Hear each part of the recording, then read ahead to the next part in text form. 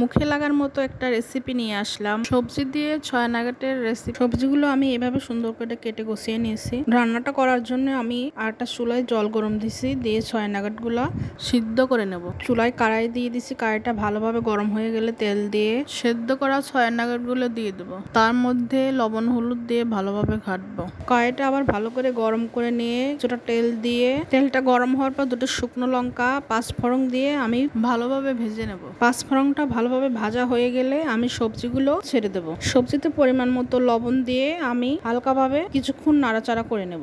সবজিটা পরিমাণ মতো হলুদ দিয়ে নাড়াচাড়া করে আমি কিছুক্ষণের জন্য ঢেকে রেখেছিলাম, যাতে সবজিটা সুন্দরভাবে সিদ্ধ হয়ে যায়। সবজিটা ভাজা ভাজা হয়ে যাওয়ার পর আমি পরিমাণ মতো জল দিয়ে দিয়েছি। আগের থেকে ভেজে রাখা সয়া নাগেট গুলো আমি দিয়ে দিয়েছি। সয়া নাগেট গুলো দিয়ে আমি একটু ঘেটে দিয়ে সবজিটা ঢাকা দিয়ে রেখে দিয়েছি। সবজিটা ভালোভাবে বলক হয়ে গেলে আমি কিছু ধনেপাতা দিয়ে সবজিটা আর কিছুক্ষণ জাল দিয়ে তারপর নামিয়ে নেব। সবজিটা তো রান্না শেষ হলো, এখন লুচি ভাজবো। লুচি ভাজতে ভাজতে আপনাদের সাথে এখন আমি একটা গল্প শেয়ার করব। ছেলে বলছে, মা তুমি তো আমার সাথে চ্যালেঞ্জ নিছিলা যে তোমার তো অনেক ধৈর্য, ফেসবুকে ভিডিও বানায় তুমি দেখাও তোমার কতটা ধৈর্য।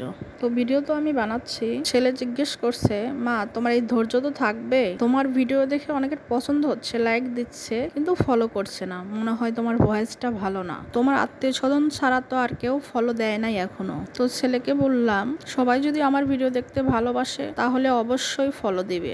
আপনারা আমার পাশে থাকবেন, ভিডিও বানাতে আমাকে আগ্রহী করবেন, ছেলের চ্যালেঞ্জে জানি আমি পরিপূর্ণ হতে পারি। তো আজ এই পর্যন্তই, ভালো থাকবেন, বিদায়।